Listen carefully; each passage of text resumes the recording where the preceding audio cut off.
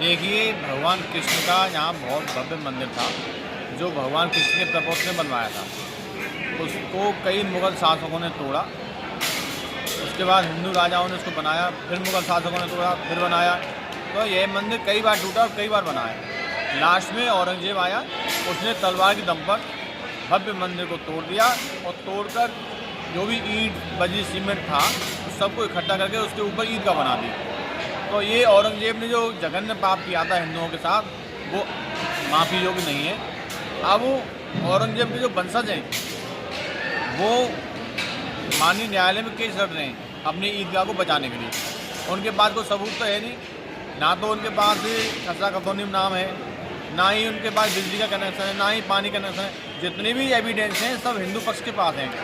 इसका केस माननीय civil court senior division में चल रहा है और हमें पूरी उम्मीद है हिंदू पक्ष इसमें जीतेगा और हमारे कान्हा की विजय होगी, हिंदुओं की विजय होगी, ब्रजवासियों की विजय होगी। देखिए, हमने शासन प्रशासन से जो भगवान कान्हा का मूल गर्भगृह है, वहाँ पर गुलाल लगाने की, होली खेलने की परमिशन मांगी थी, लेकिन जिला प्रशासन मथुरा ने परमिशन को खारिज कर दिया। हिंदुओं को परमिशन नहीं दी गई है। वहाँ तो केवल मुस्लिम लोगों की ईदगाह में जाकर नमाज़ पढ़ सकते हैं, हिंदुओं को वहाँ जाने की अनुमति नहीं है। देखिए, हमने एक संकल्प लिया था कि जब तक हम इस औरंगज़ेब के पाप की निशानी को माननीय न्यायालय के द्वारा हटवा नहीं देंगे, तब तक हम अपने पैरों में जूता चप्पल नहीं पहनेंगे। तो हमको लगभग 2 साल हो गई हैं और हम नंगे पैरी भगवान के लिए तपस्या कर रहे हैं। हमारे भगवान श्री कृष्ण हमारी ज़रूर तपस्या को सुनेंगे।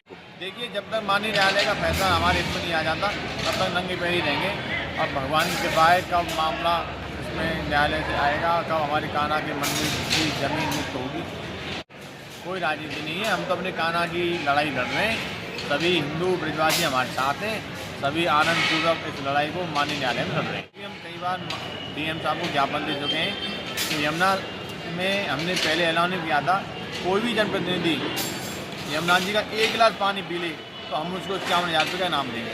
लेकिन आज तक किसी भी जनप्रतिनिधि ने 1 गिलास पानी यमुना जी का नहीं पिया, क्योंकि यमुना जी इतनी गंदी हो चुकी है नालों के द्वारा, उनका शुद्धिकरण बहुत ज़रूरी है। तो इसकी आवाज़ कब उठाएंगे आप? अब उसका भी आंदोलन चालू होगा ठाकुर जी के पास।